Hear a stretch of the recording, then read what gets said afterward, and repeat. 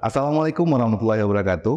Hari ini adalah hari istimewa bagi seluruh tim Antero Aceh karena hari ini merupakan hari perdana kita melakukan pengambil video untuk podcast Antero. Di hari yang istimewa kita juga telah kehadiran salah seorang narasumber yang cukup istimewa, yakni seorang politisi by insiden. Artinya setelah 20 tahun di parlemen, beliau ternyata di balik itu semua, beliau adalah orang yang tidak ditargetkan untuk menuju parlemen atau kita sebut politik by insiden. Bersama kita telah hadir Bapak Hendriono sebagai narasumber kita. Selamat datang nih Bang. Selamat datang. Ya, Terima kasih Antero Aceh. kabarnya Abang ini pada 2003 ya, untuk 2004-2009 itu adalah salah seorang caleg by insiden yang kabarnya juga tidak diprioritaskan dan hanya sebagai pelengkap dan kemudian jadi. Ini gimana sebenarnya kisahnya Bang? Mungkin bisa dibagi nih dengan Antero nih. Ya, terima kasih Bung Isan. Pertama sekali saya mengucapkan terima kasih atas undangan hari ini yang telah hadir di studio room Antero Aceh. Ya. Tentu ini satu kemuliaan bagi kami sendiri bisa diundang secara perdana secara perdana. Pertama sekali saya ingin menguraikan perjalanan singkat barangkali dalam tataran berpolitik. Awalnya memang saya sedikit melihat bahwa politik ini sangat tidak ketemu dengan di batin saya. Yang saya pahami bahwa politik itu penuh dengan proses dinamika dan proses manuver-manuver yang terjadi. Nah, di situ saya melihat bahwa dengan adanya satu ajakan ataupun permintaan dari partai politik, ya saya mencoba saja dulu. Saya tidak berpikir yang sisi lain, tapi coba menjalani aja dulu. Terus saya terlibat di dalam kepengurusan, diajak untuk bisa bergabung di dalam partai politik. Kabarnya ini Bang, kabarnya Abang itu masuk di hari terakhir dan tidak ditargetkan. Ini seperti benar nggak sih informasi yang kami terima ini? Oh ya, awalnya saya ini kan masuk di dalam kepengurusan karena usaha saya dengan kantor partai politik ini bersebelahan. Jadi awalnya hanya cuma diajak gabung, terus saya gabung. Nah, mereka tentu mengharapkan saya sebagai orang yang katakanlah waktu saat itu masih sangat muda, belum paham politik, saya diajak bergabung. Nah, mereka meminta kepada saya untuk mencarikan figur, bakal caleg waktu saat itu, caleg untuk bisa maju di dapil Sawang-Uki pada saat di awal itu. Nah, pada saat itu saya mencoba mencarikan sosok figur yang ideal, yang cocok, yang kira-kira punya jaringan bagus, punya potensi, yang punya kapasitas yang bisa untuk kita dorong. Nah, di situ awalnya saya pikir sederhana begitu. Saya mencoba mencarikan figurnya, orang-orang yang sudah saya list, tapi mereka pada saat itu memang belum ada keberanian. Karena waktu itu memang suasana di 2003 itu kan lagi mencekam mencekam konflik. Jadi mereka tidak siap karena berbagai alasan, karena kondisi keamanan dan juga faktor keluarga tidak diberikan. Sehingga saya sudah mencoba mencarikan dari beberapa orang yang saya ingat waktu saat itu, kedua-duanya itu menolak.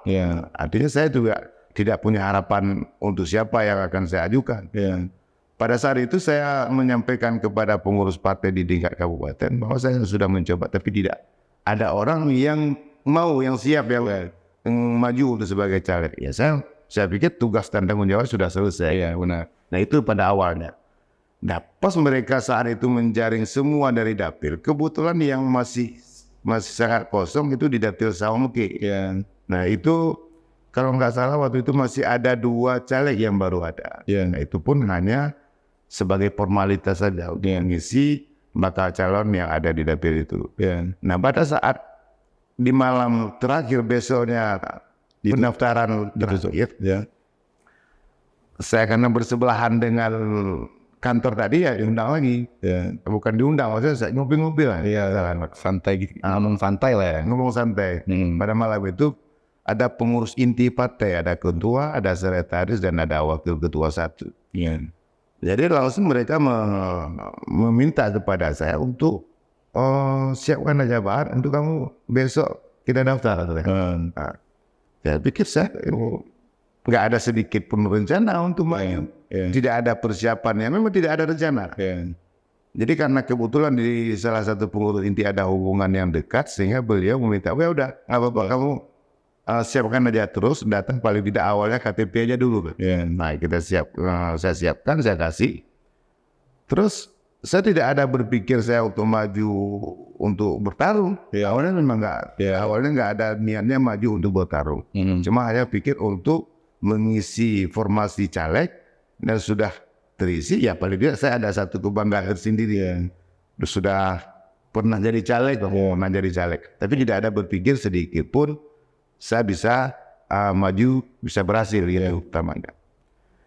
Nah setelah itu saya coba melihat bahwa untuk pengurusan administrasi, saya mencoba yang pertama saya ijazah juga nggak tahu taruh di mana, dan juga menyangkut masalah hal-hal yang sifatnya administrasi yang lain. Saya besoknya begitu saya siapkan, karena dia kan proses awal di pendaftaran itu kan DCS namanya, daftar calon sementara.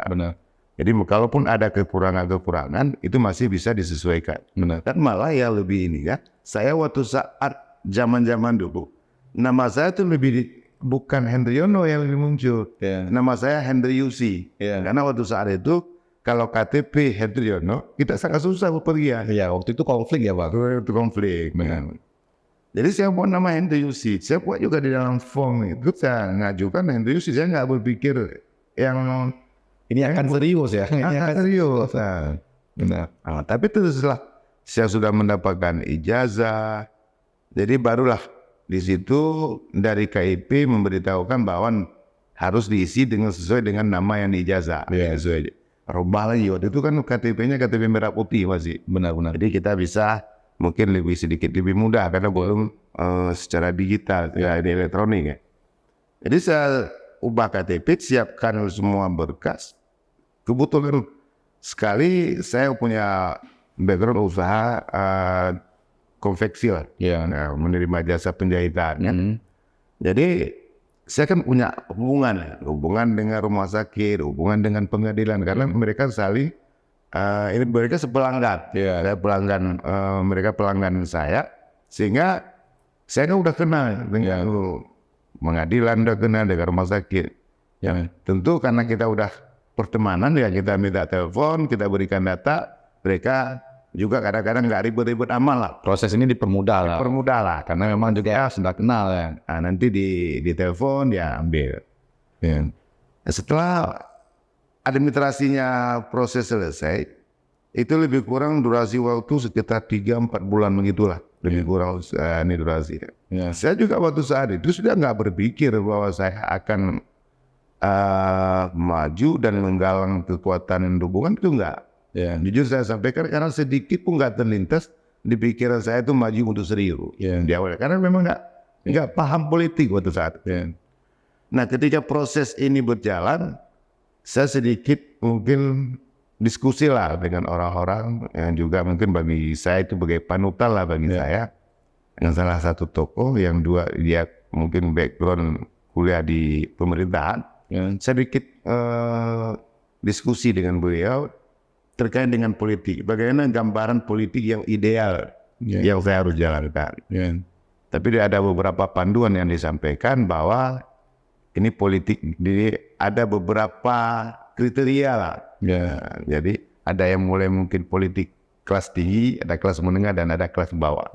Saya mencoba, karena dari beberapa kriteria politik yang mereka sampaikan, saya ambil yang paling soft lah. Jadi tidak terlalu banyak manuver, tidak terlalu. Saya coba lah mulai karir awal saya politik, saya coba lah ininya sebagai tidak bentrok sana sini lah.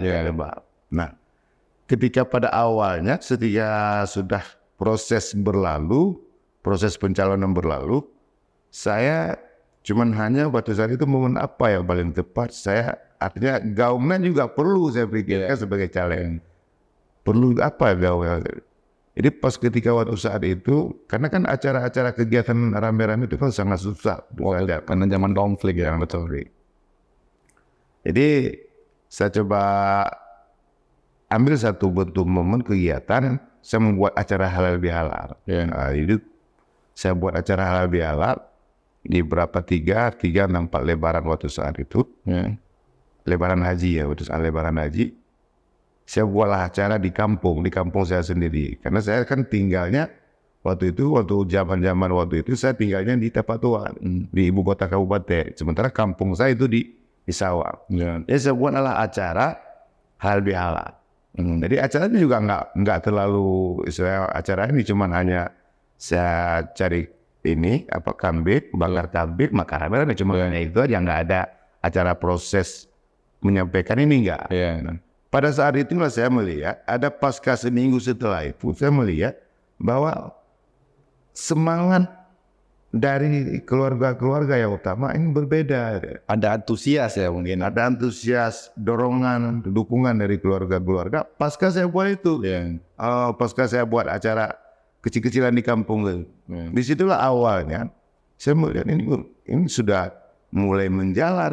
Pikirkan sudah mulai diterima lah saya sebagai yang caleg waktu saat itu. Jadi saya sempat juga berdiskusi dengan keluarga, dengan abang. Ini dari target awal kita nggak maju, tapi dorongannya ada yang harus kita sikapi. Kebetulan waktu saat itu di kampung saya sendiri ada beberapa caleg juga yang maju. Ada 3 atau 4 caleg juga yang maju. Saya yang kategori yang masih muda, waktu itu masih lajang, belum berkeluarga. Nah dari situ saya melihat bahwa dari 5 orang yang satu kampung ini sama-sama punya dukungan, punya dukungan. Dari saat itulah prosesnya terus berlanjut, sehingga saya coba diskusi lagi dengan keluarga bahwa keluarga juga memberikan dukungan. Ya kalau memang kamu lihat potensinya ada, ya kenapa tidak? Coba aja dulu. Ini mungkin saya mau potong dulu.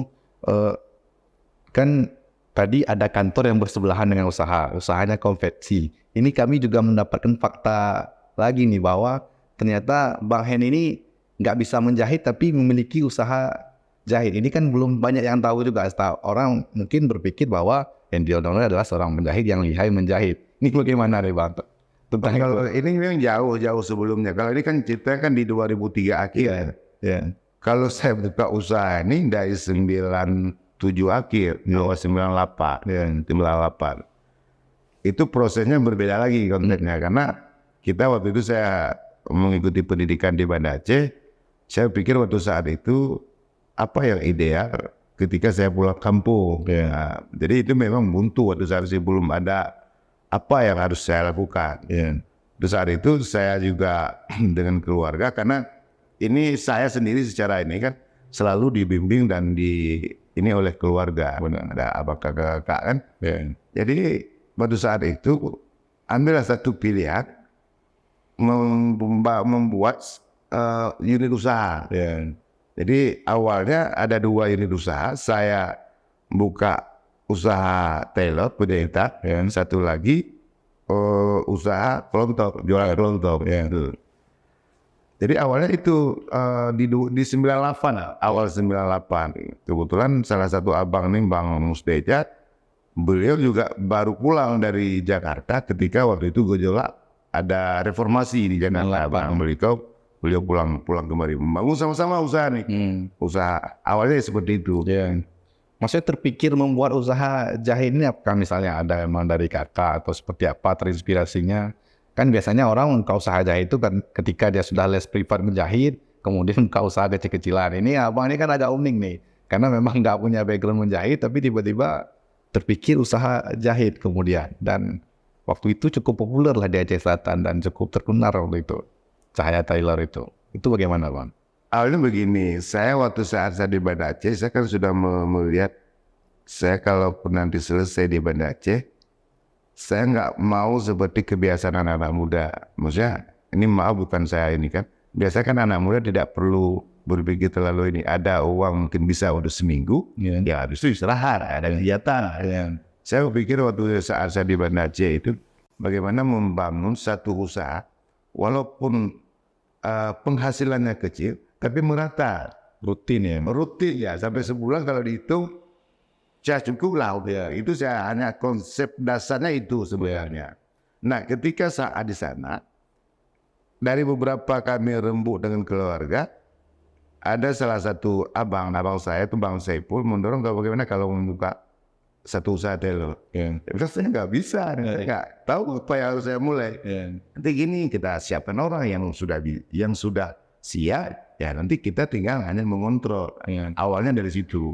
Saya memang nggak bisa sama sekali, tapi kita menyiapkan orang. Ya, berarti ini manajemen. Kita siapkan manajemen, penjahitnya ambil profesional, lalu tempatkan di situ. Iya.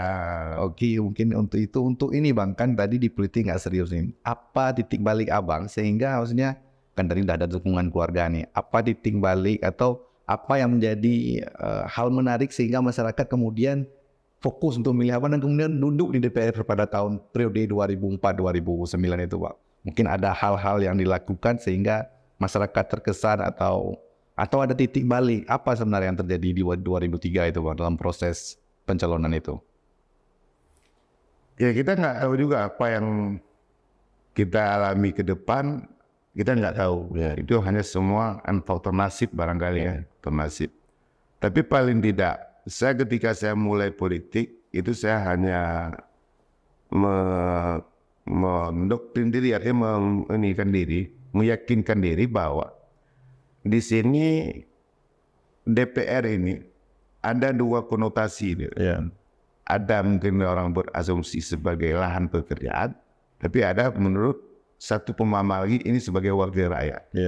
Nah disitulah saya coba mulai bahwa kalau saya duduk sebagai politisi, sebagai anggota dewan, saya memang harus membentuk diri ini sebagai wakil rakyat. Nah, artinya tidak ada orang yang menganggap itu selalu eksklusif, selalu menjaga jarak. Saya coba menghindari itu.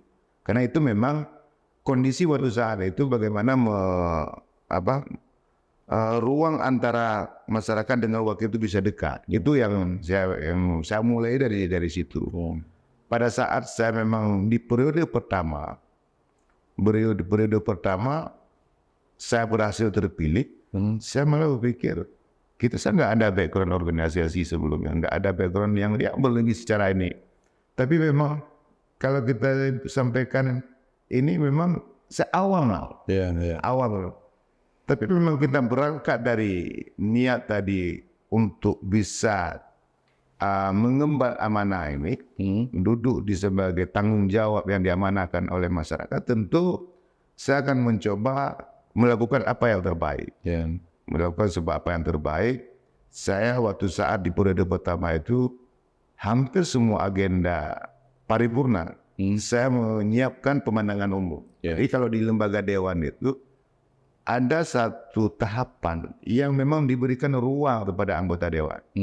Jadi setiap momen paripurna diberikan kesempatan kepada anggota dewan menyampaikan pemandangan umumnya. Apa yang terjadi di lapangan, apa yang kita terima aspirasi di lapangan, kita sampaikan pada saat paripurna. Dan itu kita sampaikan secara tertulis. Pemerintah atau bupati juga menjawab itu secara tertulis. Benar-benar. Nah, di situ mungkin yang saya melihat dari awal, saya merasa ada satu kepuasan batin. Ketika persoalan-persoalan sosial di masyarakat, kita angkat di dalam paripurna, dan bupati menjawab dan juga akan diupayakan pembangunannya ataupun apa yang bisa ditindaklanjuti oleh bupati. Nah dari situlah saya melihat ada satu kegembiraan tersendiri ketika pasca yang apa yang kita perjuangkan disahuti oleh bupati. Langsung dijawab ya. Dijawab oleh bupati. Ini Bang kan proses calon di periode pertama itu kan di masa konflik tuh Bang. Apalagi Abang tidak berdomisili di Kecamatan Sawang sebagai tempat lahir Abang berdomisili tempat tuan itu. Seperti apa Abang menjalani proses kampanye waktu itu mungkin yang cukup menegangkan lah ya waktu itu karena Aceh masih bergejolak waktu itu. Itu mungkin bisa diceritakan Bang. Oh ya, waktu saat itu saya memang, ini kan ketika keluarga sudah memberikan sinyal untuk saya fokus serius untuk ini. Tapi di sisi lain saya juga punya usaha nih. Usaha itu memang saya yang tangani sendiri, saya handle sendiri. Dari proses mungkin menerima pelanggan sampai proses di dalam itu saya yang cover semua. Nah di situ pada saat itu saya berpikir kalau saya maju serius dalam hitungan waktu pasca DCT dan pasca ini, saya tentu harus bekerja secara ekstra, harus maksimal. Dengan kerja keras itu yang saya pikirkan bagaimana melangkah untuk bisa berhasil. Tentu saya pikir waktu itu waktunya sangat singkat. Kalau dulu kalau tidak salah itu durasi antara lebaran haji dengan pemilu itu lebih kurang 2 bulan. 2 bulan. Masalah waktu itu lebaran hajinya di bulan Februari, pemilihannya di bulan April, 2 bulan. Nah di situ saya coba mensiasati bagaimana memaksimalkan waktu nih. Ini usaha tetap bisa dan juga kerja politik tetap bisa jalan. Nah di situ tentu saya harus berpikir mengatur waktu nih. Usaha tetap saya jalankan, bisa berjalan, dan politik ini kan politik yang artinya yang belum pasti lah ibaratnya. Betul. Jadi di situ saya awal-awalnya memang ada ya saya kira namanya kita ada sedikit rezeki. Ada rencana mau beli mobil untuk saya itu. Ya itu memang bukan mobil yang mobil biasa lah. Yang penting anak muda kalau ada mobil hasil jerih payah sendiri kan ada satu kebanggaan. Betul. Itu yang awal-awalnya seperti itu. Nah ketika saya udah berbenturan dengan politik, ini kan juga saya berpikir apa yang harus saya jalankan. Apa saya harus mulai politik, terus apa saya harus beli mobil dulu. Nah di situ awalnya saya apa yang harus siap untuk mengatur waktu ini. Nah awalnya saya coba berpikir, saya beli mobil tapi dalam cara kredit. Jadi sisanya itu bisa digunakan untuk politik. Betul. Pada tahun itu saya belilah satu mobil Veroza saya coba, yang pertama saya berpikir, ini kalau ada kendaraan, ada beberapa keuntungan. Saya sebagai caleg ada beberapa keuntungan. Yang pertama, tidak ada rintangan lain. Saya berjalan ke kampung, mungkin dari siang sampai jam 6, saya harus balik. Saya kata betul. Karena kan di luar jam 6, kita tidak bisa lagi berkeliaran di kampung-kampung pedesaan, itu zamannya konflik. Itu yang ini. Yang kedua, begitu kita datangi, masuk ke kampung, mereka kan sudah melihat ini mobil siapa? Nah, ini mobil siapa? Itu yang awal. Dia kan yang pertama kita tidak ada halangan ke sana walaupun hujan, walaupun angin, ya kita tetap bisa jalan lah kalau mobil. Yang kedua sangat mudah, sangat cepat tersosialisasi. Media promosi akhirnya mobil ini promosi. Betul. Jadi di situ awalnya. Jadi saya coba siap membeli mobil dengan cara kredit, terus saya jalan.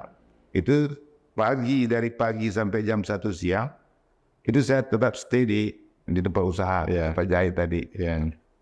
Pas ke sholat zuhur, saya langsung gerak ke Sawang. Tapi nggak jauh kan, antara Tapatuan dengan Sawang itu ya lebih kurang sekitar 18 kilo. Ukuran 15-20 menit udah nyampe. Ya paling hari-hari saya cuma hanya bertemu dengan yang utama tentu dengan keluarga dulu ya, dengan keluarga, dengan sanak famili, dengan kawan-kawan, teman-teman. Nah, itu yang lebih saya utamakan. Bisa ketemu, menyampaikan bahwa saya ini maju sebagai caleg DPR ke Aceh Selatan. Berarti hampir dipastikan selama proses itu nggak ada kampanye atau bertemu dengan masyarakat pada malam hari ya. Itu semua dilakukan hanya dari pukul 1 sampai pukul 6 dan itu hanya 2 bulan. Artinya kalau dipepet ya sekitar 30 hari atau 25 hari maksimal kalau dihitung dari pagi sampai sore. Maksimal kah waktu itu Bang dengan proses begitu atau memang kondisi yang mengharuskan kita seperti itu dan kandidat lain juga melakukan itu? Kalau kita bilang efektif dengan sistem yang saya jalankan efektif. efektif. Tapi ada kondisi yang lain sebenarnya yang diuntungkan waktu saat itu.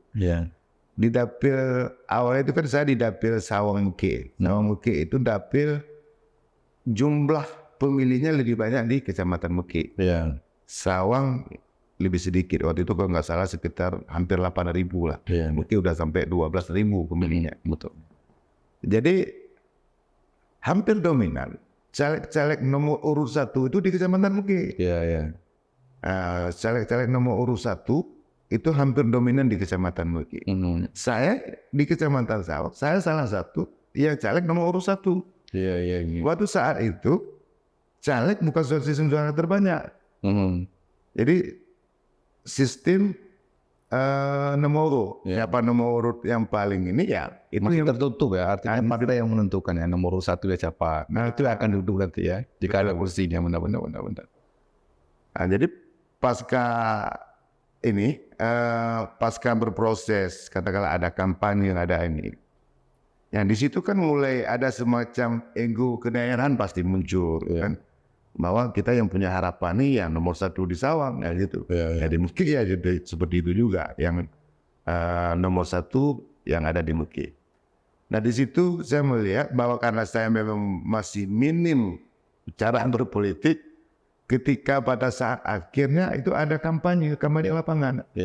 Dan di situ yang saya memang betul-betul nggak siap sebenarnya. Artinya begitu masa hadir yang lebih kurang hampir 4.000 masa hadir di lapangan Habib Mustafa Kecamatan Sawang. Saya di situ memang nggak pernah pidato, nggak pernah apa yang sampaikan dan apa ini memang saya belum nggak tahu apa-apa. Tapi jujur saya sampaikan, kampanyenya itu di jam 3, saya jam 2 udah ada gemetar. Apa yang harus saya sampaikan pada saat kampanye? Betul, ini serius. Keluar keringat dingin lah ini. Artinya memang ada persiapan ini. Ada persiapannya. Jadi ya saya coba, karena ini kan juga tuntutan bagaimanapun kita harus tampil di depan masyarakat yang ramai, yang hadir kampanye. Kita harus menyampaikan apa yang kita akan sampaikan. Nah terus saya waktu itu memang sempat saya rekam juga, karena hal yang nggak biasa tentu ini menjadi dokumen ya. Saya rekam. Akhirnya saya melihat bahwa apa yang sampaikan itu tidak berbeda jauh lah dengan apa yang disampaikan oleh orang lain. Artinya ada satu bentuk, saya pikir sudah ada satu kemajuan lah dari awalnya kita ini ketika kita datang menyampaikan orasi di dalam forum, kita sedikit sudah hampir bisa menyesuaikan lah dengan politisi-politisi lain. Nah disitulah kami meyakini waktu saat kampanye di terakhir itu, mungkin karena faktor di nomor urut, juga karena faktor mungkin karena solidnya keluarga membantu saya, dan juga karena keinginan dari masyarakat Sawang ini bagaimana di Sawang ini bisa muncul. Dan waktu saat proses pemilu alhamdulillah saya satu-satunya anggota DPR yang dari Kecamatan Sawang. 3 orang itu dari Kecamatan Muke. Dan semua yang 3 itu ada nomor 1 semua. Kabarnya Abang juga menjadi anggota DPRK Aceh Selatan termuda pada periode 2004-2019 Pak. 2009 ya. Ya salah satu waktu itu yang belum berkeluarga saya. Keluarga saya waktu saat pelantikan itu didampingi oleh orang tua. Usia berapa waktu itu Pak?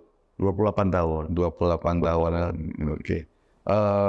Berarti 2004, 2009 kemudian keterusan 2009 ke 2014 melangkah ke DPRA pada periode 2014-2019 dan terpilih kembali 2019-2024. Artinya Hendry Ono ini sudah malang melintang lah sebagai politisi kawakan di Aceh dan cukup diperhitungkan. Sekarang juga memimpin partai politik ya Bang di Provinsi Aceh. Untuk periode berapa Bang? Oh ya, saya kalau dari jenjang karir di partai ya, memang saya berangkat itu begitu saat di 2003. Saya jadi ketua Kecamatan Sawang. Nah itu awalnya yang ininya. Terus begitu saya caleg berhasil jadi sekretaris di kabupaten. Nah, terlebih sebagai sekretaris kabupaten 2 periode saya di sekretaris kabupaten. Terus begitu di 2014 ya, 2014 saya terpilih sebagai anggota DPRA. Karena saya jabatan udah di DPRA, saya ditempatkan di wakil ketua di provinsi pada saat itu. Nggak lama berselang, di jalan 3 tahun saya di DPRA, saya dipercayakan menjadi ketua provinsi. Dan di 2016 saya sudah memegang mandat sebagai ketua provinsi PKPI pada saat itu. Sampai sekarang ya Bang? Sampai sekarang. Mungkin selama proses di Aceh Selatan tuh ada nggak yang unik Bang, selama 10 tahun di DPRK atau ada nggak misalnya kisah heroik atau hal-hal yang unik yang Abang jalani lah, atau misalnya pidato pertama dan lain sebagainya, ada nggak yang menarik mungkin untuk dibagi mungkin? Tapi pada periode pertama nggak terlalu ini. Kita kan pasca kami pelantikan di 2004 ya, di 2004. Kita waktu itu kan tahun tsunami, tahun tsunami. Jadi kami tahap awal setelah pasca dilantik itu dibagi 2 grup untuk pendidikan awal, pendidikan awal di Banda Aceh. Waktu saat itu kan kita tsunami ya. Ini ada sebagian kawan-kawan waktu saat itu yang tahap pertama untuk BIMTEK di provinsi.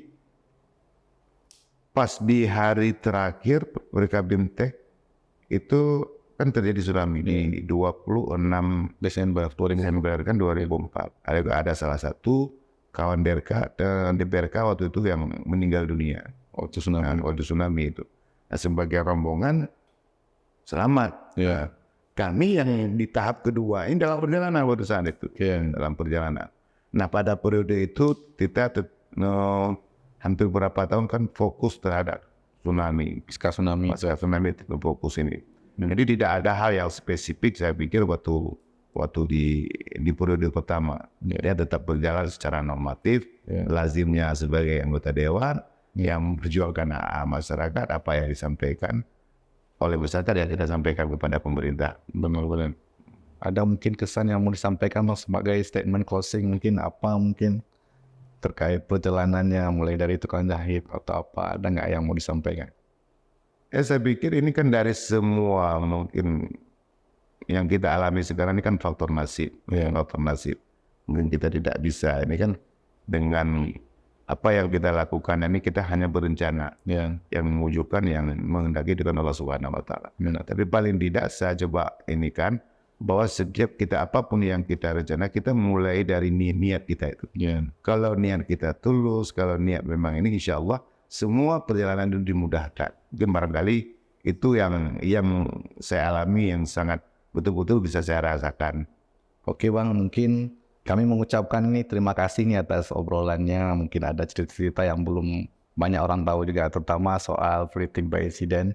Mudah-mudahan ke depan kita masih bisa mengundang nih Bang Henia di momen berikutnya. Terima kasih Bang. Assalamualaikum warahmatullahi wabarakatuh.